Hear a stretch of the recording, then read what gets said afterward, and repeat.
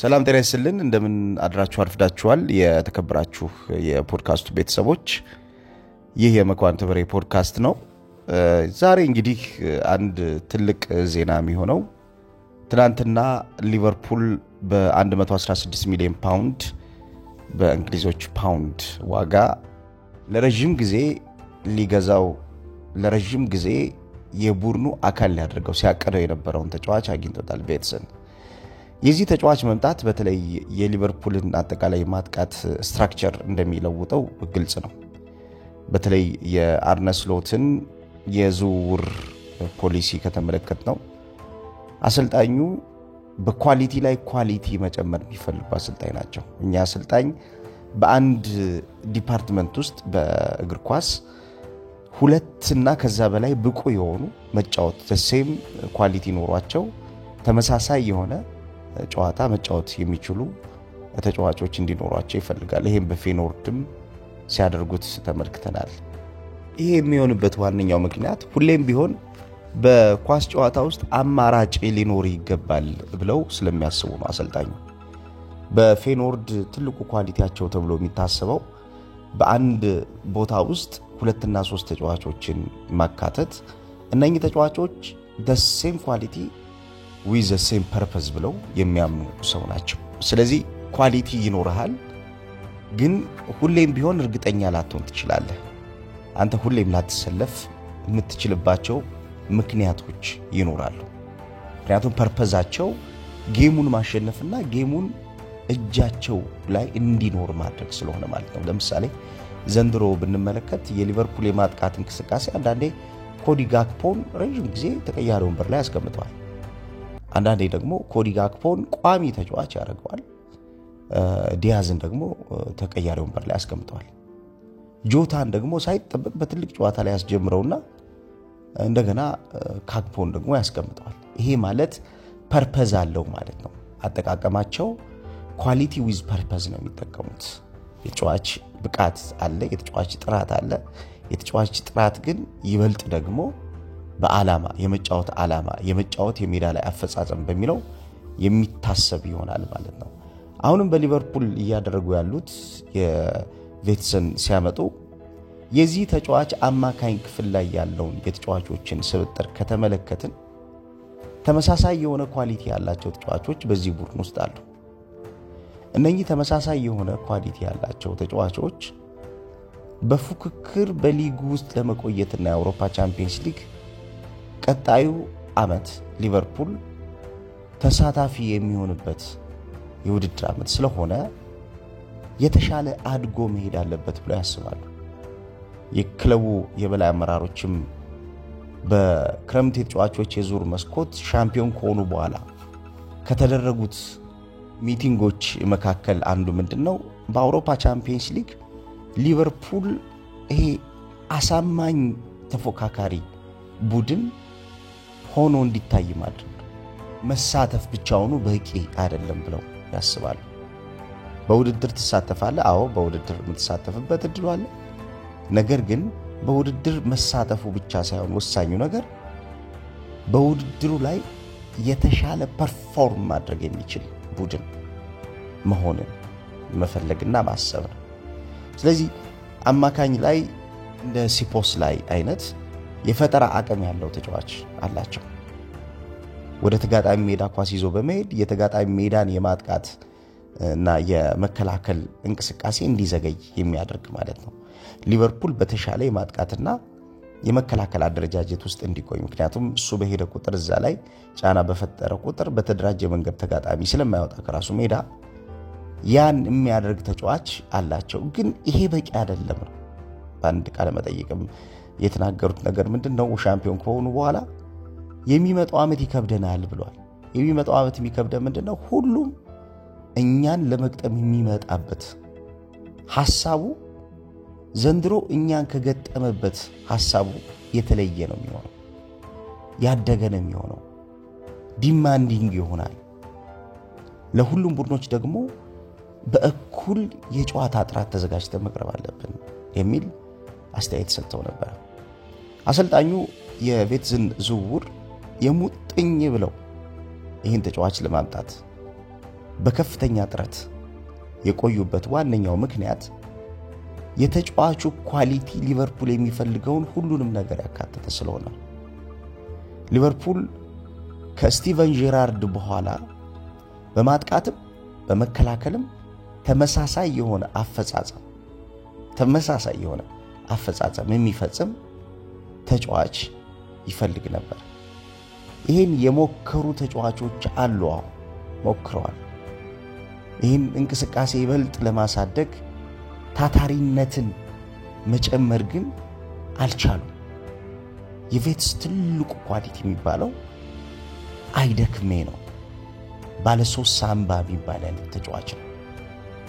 ይሄ ተጫዋች በእያንዳንዱ የማጥቃትና የመከላከል እንቅስቃሴዎች ውስጥ ከተመለከትነው የነበረበት ቡድን ትልቁ አእምሮ ይሄ ተጫዋች ነው። ዣቪ አሎንሶ በሌቨርኩሰን በሚጫወትበት ሰዓት ስለዚህ ተጫዋች ሲጠየቅ የገለጸው ነገር አንድ ፖይንት የሚያነሳ ይመስላል። የቡድንህን የማጥቃትም ሆነ የመከላከል ሼፕን ለማስተካከል በቬትስ እግር ውስጥ የሚቆዩትና በሱ እግር እንቅስቃሴ የሚፈጠሩትን ማጥቃቶችም ሆነ መከላከሎችን ትኩረት ሰጥተህ መስራት ይኖርብሃል ብሏል። እንግዲህ የማጥቃትና የመከላከልን ቅርጽ ለማስተካከል በሱ እግር ስር ውስጥ የሚያልፉና የሚቆዩ እንቅስቃሴዎች ላይ መጠንቀቅ አለብን። በእርግጠኝነትም የዚህ ተጫዋች በሌቨርኩሰን የነበረው ተጽዕኖ ትልቅ እንደሆነ ማየት የምንችለው በዘንድሮ የውድድር ዓመት የጀርመን ቡንደስሊጋ ተጫዋቹ የነበረውን አስተዋጽኦ ተመልክተን ነው። አምና ሌቨርኩሰን ጥሩ በሚጓዝበት ሰዓት የመጨረሻ የሜዳ ንክኪዎቹ፣ የመጨረሻ የሜዳ ሽግግሮቹ ከአማካኝ ወደ ሶስተኛው የሜዳ ክፍል ላይ የሚደረጉት አደገኛ የማጥቃት ሐሳቦች፣ ከተከላካይ ወደ አማካኝ የሚደረጉ የቀስቃሽ ንክኪዎች ወይም ደግሞ ጫና ተሸካሚ ንክኪዎችን ብንመለከት የማይሰበሩ ወይም ደግሞ ያልተሰባበሩ ናቸው። በሊቨርፑል ይሄን ነው እንዲጨምር ይፈልጋል። ዘንድሮ ይሄ ተጫዋች እንደ አምናው ፐርፎርም ያላደረገበት ዋነኛው ምክንያት አጠገቡ የነበሩ እንቅስቃሴዎች ሞር ከሱ የጨዋታ ፍላጎት ጋር መሄድ አለመቻላቸው፣ በተለይ ማጥቃቱን ለመጨመርና መከላከሉን ለማጥበቅ የቡድን ጓደኞችህ ካንተ አካባቢ ሆነው የሚሰሩት ስራ በጣም ወሳኝ ነው። አሎንሶ በዚህ ኢነርጂ ጎሎን ነበር ብሏል። ኢነርጂውን ብቻውን ያሸከሙት እዚህ ተጫዋች ነበር። አሁን ሌቨርኩሰን የሚቸገረው በቀጣዩ ዓመት ምንድነው? ኢነርጂውን እንዴት ነው መልሶ የሚያገኘው? የዚህን ተጫዋች ኢነርጂ አይደክሜነት እንዴት ነው ማግኘት የሚችለው? የዚህን ተጫዋች ኳስ ተሸካሚነት ኳሊቲ ማን ነው ሊቀበል የሚችለው? ከፍተኛ የሆነ ኳስ የመሸከም አቅም ያለው ተጫዋች ነው። ተጫዋቹ በሜዳ ውስጥ በእያንዳንዱ ወሳኝ በሚባሉ እንቅስቃሴዎች ውስጥ የቦል ኬሪንግ የኳስ ተሸካሚነት ኳሊቲው እጅግ በጣም ያደገና ለተጋጣሚ እንቅስቃሴ አስቸጋሪ የሚባለው የተጋጣሚ ቡድን የጨዋታ እንቅስቃሴ አብዛኛውን ጊዜ ችግር ውስጥ ሊገባ የሚችለው ያ ተጋጣሚ ተገዶ ነው ወይንስ ደግሞ ፈልጎ ነው ኳሱን የሰጠው የሚለው በእርግጠኝነት መለየት ከተቻለ ነው። አብዛኛውን ጊዜ ቡድኖች ፈልገው ኳስ አይሰጡ፣ ተገደው ነው ኳስ የሚሰጡት። ይሄ ማለት ጫና አለ ማለት ነው። የእንቅስቃሴ ጫና ውስጥ በሚገቡ ሰዓት ኳስ ይሰጣሉ። ግን ይሄንን ጫና ለመፍጠርና ይሄንን ጫና በተደጋጋሚ ቡድኖች ላይ ለማሳደር እንደ ቬትስ አይነት ተጫዋች ግን ይፈልጋል። በተለይ በእንቅስቃሴ ውስጥ የማይደክሙ የቡድንን ሚዛናዊ የማጥቃትና ሚዛናዊ የመከላከል እንቅስቃሴን በሚገባ የሚቆጣጠሩ ይሄ ባላንስድ ሴትአፕ አታኪንግ ኤንድ ባላንስድ ሴትአፕ ዲፌንሲቭ ስትራክቸር የሚባለው ማለት ነው። በርካታ ተጫዋቾች የአማካኝ ክፍል እንዲሞሉ ይፈልጋል። ያው ይታወቃል። የአማካኝ ክፍሉ ወሳኙ የሚባለው ፓርት ስለሆነ እዛ ቦታ ላይ የሚጫወቱ ተጫዋቾች ኳሊቲ ያላቸው ተጫዋቾች እንዲሆኑ ነው የሚፈልገው። የአታኪንግ ሜንታሊቲያቸው እንዲሁም የመከላከል እሳቢያቸው የሚለካው እዛ ቦታ ላይ በሚኖራቸው አፈጻጸም ነው። በተለይ ሁለት አይነት ባህሪ ያላቸው ተጫዋቾች ሲሆኑ ደግሞ በዚህ ቦታ ላይ የሚገኙ ተጫዋቾች ተፈላጊነታቸው ይበልጥ ከፍ ያለ ይመጣል። ይሄ የዱዋል አታኪንግ ኤንድ ዱዋል ዲፌንሲቭ ቢሄቪየር የሚባለው ማለት ነው። የቬትስ አሁን ትልቁ የሚባለው ኳሊቲ በሁለቱም ማለትም በማጥቃትም በመከላከልም ያለው በሜዳ ላይ የሚኖረው አፈጻጸምና ኢነርጂው ኳስ ተሸክሞ በመሄድ ተጋጣሚ ሜዳ ላይ በመቆየት ከ3 ቀን በፊት የሰራሁት አንድ ቪዲዮ ወደ ኋላ ተመልሳችሁ መታደምጡት ከሆነ እውነታውን ታገኙታላችሁ። በአውሮፓ በተጋጣሚ ሜዳ እንቅስቃሴ ኳስ ይዞ ሄዶ በመቆየት ነው። ኳስ ይዞ ሄዶ በመቆየትና እዛ የተጋጣሚ ሜዳ እንቅስቃሴ ላይ ተጋጣሚ የእቅድ ችግር እንዲፈጠርበት በማድረግ ቬትስ የዘንድሮ የውድድር ዓመቱ ስኬታማው ተጫዋች ነው። ይሄ ማለት በ2020 ሊዮኔል ሜሲ ወደ ፓሪስ ሴንጀርሜን ከመሄዱ 1 ዓመት ቀደም ብሎ ለባርሴሎና ምቾት ተሰምቶት እንዲጫወት ሲያደርግ የነበረ ቁልፍ ተጫዋች ነው። ከዛ በኋላ በአውሮፓ እንደ ሊዮኔል ሜሲ ከፍ ያለ የተጋጣሚ የሜዳ ክፍል ላይ ሄዶ ኳስን በስርዓት በተደራጀ መንገድ የተጋጣሚን የጨዋታ ዕቅድ በሚያበላሽ እሳቤ እግራቸው ላይ በማቆየት የሚጫወት ቁጥሩ ከፍ ያለ አፈጻጸም ያለው ተጫዋች ዘንድሮ ነው ሌቨርኩሰን ያገኘው። ይሄ በአውሮፓ ቶፕ 5 በሚባሉ ሊጎች ውስጥ የዚህ ልጅ ኳሊቲ የዘንድሮ በጣም ያደገ ኳሊቲ ነው። የሃፍ ስፔስ አጠቃቀሙ በጣም የሚገርም ነው። ከዛ ውጭ የፖሴሽን ሪቴንሽን የሚባለው ወይም ደግሞ የኳስ ቁጥጥርን ማቆየት የሚባለው የኳስ ቁጥጥር ማቆየት በጣም ወሳኝ ነገር ስለሆነ የተጫዋቹ ኳሊቲ የሚገለጥበት አንዱ አቅም ነው። ቨርሳቲሊቲ ብዙ ጊዜ ለአማካኝ ክፍል ተጫዋቾች የሚፈልግ ነገር ነው። በብዙ መንገድ ውስጥ ማለፍ አለበት አንድ ተጫዋች በማጥቃት በመከላከል በመፍጠር ብሎክ በማድረግ ጎል በማስቆጠር እነዚህ ሁሉ ነገሮች የአንድ ተጫዋች መገለጫ እንዲሆኑ ይፈልጋል። በዚህ ኳሊቲ ከተመለከተው ይሄ ተጫዋች ሙሉ ከሚባሉ ተጫዋቾች መካከል አንዱ ነው። ሊቨርፑል ዘንድሮ አንዱ ጎሎታል ተብሎ የሚታሰበው ነገር ምንድነው? ይሄ ላክ ኦፍ ዊድዝ። ሊቨርፑል በተወሰኑ እንቅስቃሴዎች ጫና ውስጥ ይገባ ነበር። የአውሮፓ ቻምፒየንስ ሊግ ዘንድሮ የተሰናበተበትን ጨዋታ ብንመለከት ተጋጣሚው የተሻለ የሜዳ አጠቃቀም የሜዳ ስፋት አጠቃቀም አለው። ሊቨርፑል የሜዳ ስፋት አጠቃቀሙ ላይ ግን ውስንነት ታይቶበታል። ይሄ ማለት ቶሎ የመታፈን ቶሎ ከዛ አፈና ያለ መውጣት አፈናውን ያለ ማሸነፍ ችግር ነበረበት። ይሄ ላክ ኦፍ ዊድስ ሊጨመር የሚችለው ኢነርጂውና ኳሱን ተሸክመው ሪቴንሽን ኦፍ ዘ ቦል ላይ ምቹ የሆኑ ተጫዋቾች ሲኖሩ ነው።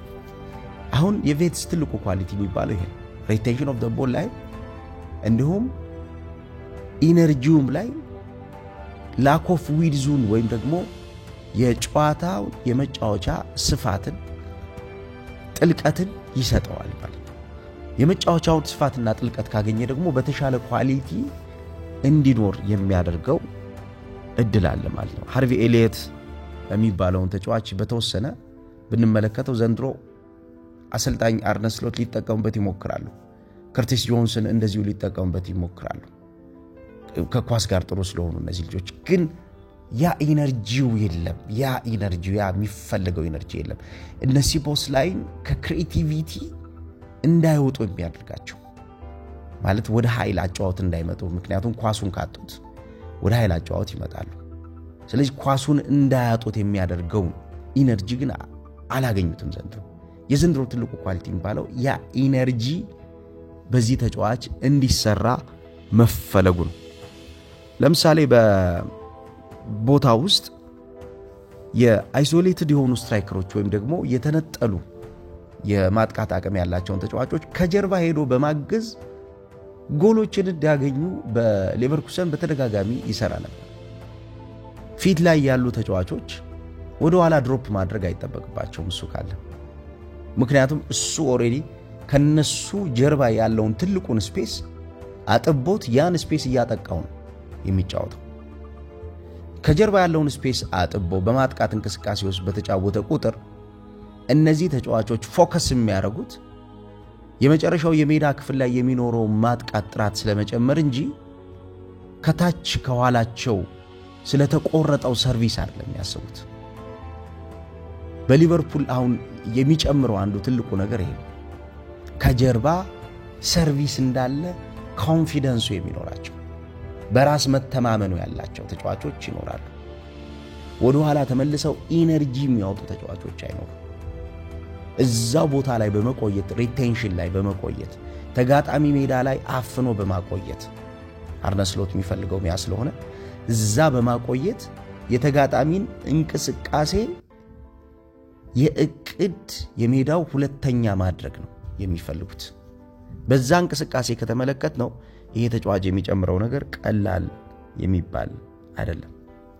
አንዳንዴ የመሃል ተከላካዮች የሚድ ኦፕሬሽን እንዲሰሩ ሲደረግ በሊቨርኩሰን የሚድ ኦፕሬሽን የሚሰሩትን የተከላካይ መስመር ተጫዋቾች አፈጻጸምን ጉርለት እንዳይኖረው የነዚህን ቦታ ሁሉ እየተመለሰ ሁሉ ይሸፍናል። ኢነርጂው ነው ይሄን እንዲሆን የሚያደርገው። ተመልሶ እንደገና ያን የተከፈተውን የተከላካይ መስመር ክፍል ሸፍኖ የተከላካይ መስመር ክፍሉ ጤነኛ እንዲሆን አድርጎ አጥቅቶ በሚመለስበት ሽግግር ውስጥ የሚፈጠሩ አደጋዎች እንዳይኖሩ በማድረግ ሴፍ ዞኖች እንዲኖሩ በማድረግ ድርብ ስራዎችን ሰርቶ እንደገና የቲሙ ስትራክቸር ተመልሶ ተጫዋቾች ቦታውን እስኪሸፍኑ ድረስ ሌላ የተደማሪ ስራ የሚሰራ ተጫዋች ነው።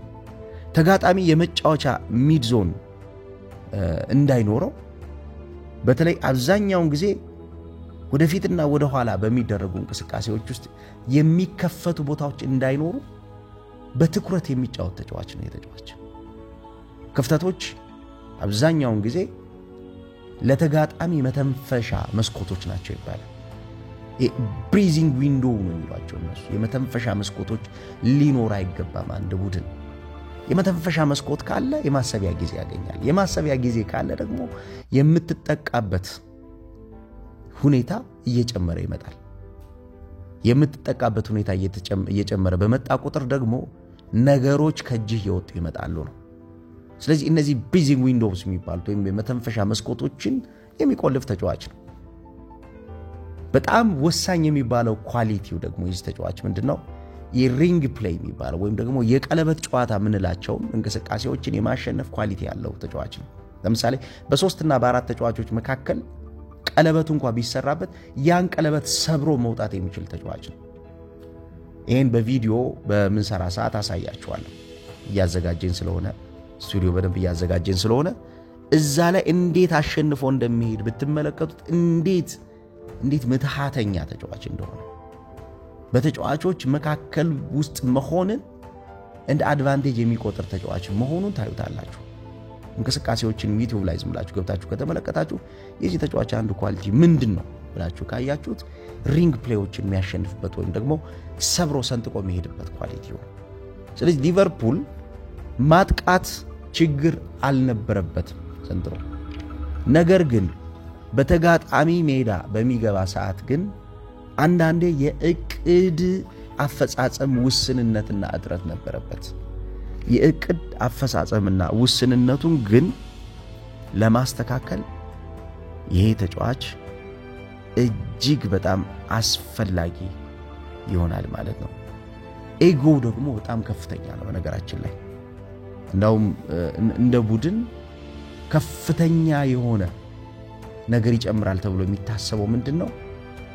የተጫዋቹ በራሱ ላይ ያለው እምነትና በራሱ ላይ ያለው አስተሳሰብ። ጨዋታዎችን መሸነፍ አይፈልግም። ከሁሉም በላይ እንደሆነ ያስባል። ይሄ ማለት ሊቨርፑል ሊኖረው የሚገባው ወይም ደግሞ ሊቨርፑል ሊያገኘው የሚገባውን ነገር ነው ያገኘው። ሊቨርፑል ሊያገኘው የሚገባውን ነገር በዚህ ተጫዋች ውስጥ በቀላሉ ያገኘዋል። ኳሊቲ ስላለው ኳሊቲ ተጫዋች ነው። ስለዚህ የቬትስ መምጣት ለሊቨርፑል ብዙ ነገር ይጨምራል ማለት ነው። እንዴት አያችሁት እናንተ ዝውውሩን? ለሊቨርፑል ደጋፊዎች ምን ሊጨምር ይችላል ብላችሁ ታስባላችሁ? ለቡድን እንደ ቡድን ምን ይጨምራል ብላችሁ ታስባላችሁ? እስኪ ሐሳብ ስጡበት። ጥሩ ቀን ይሁንላችሁ።